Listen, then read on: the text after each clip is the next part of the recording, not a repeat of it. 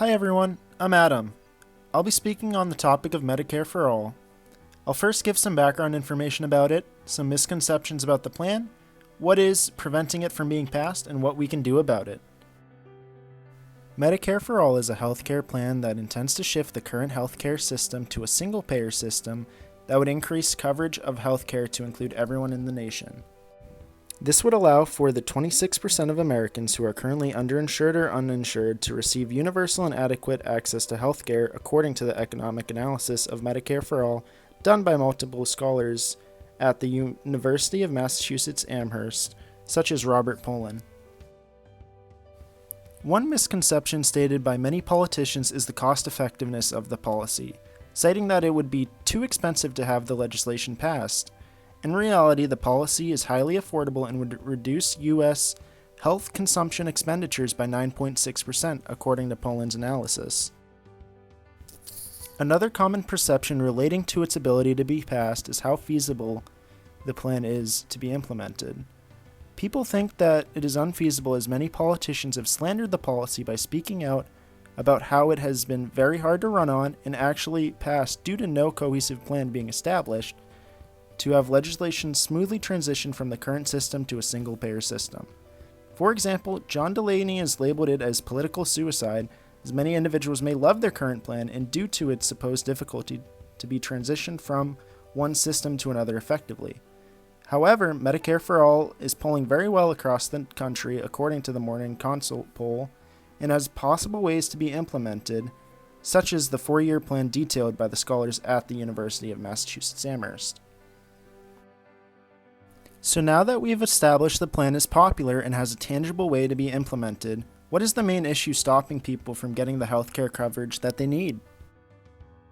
Campaign finance is the main system preventing pro-Medicare for All legislation from being passed due to the power that lobbyists have over politicians.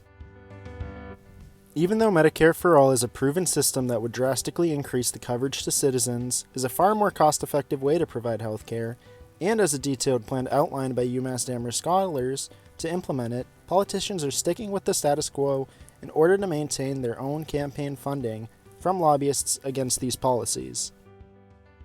In order for politicians to win campaigns and stay in power of their position, they pass favorable legislation to lobbyists and receive donations from them to help them stay in power by running ads and providing other forms of outreach to aid them in their election bids.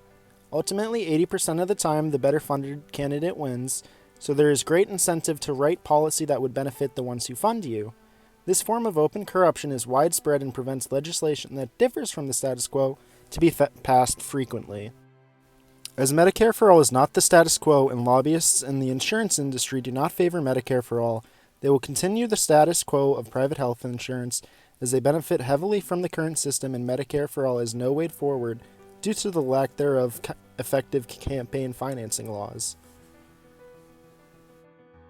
So what can we do about this in order to stop the power that lobbyists have over legislation? In order to reform this accepted corruption between politicians and lobbyists, support for legislation preventing this relationship must occur. One approach to this is established by Citizens Take Action, a nonprofit organization dedicated to getting big money out of politics, proposes a solution. They believe that to solve the problem, passing a constitutional amendment that would get lobbyist interest and money out of politics is the best way forward, as no amendment can make every change that we may want to happen, but it is necessary for any progress to occur. They advocate supporting politicians that support this amendment and putting pressure on politicians that do not support such action.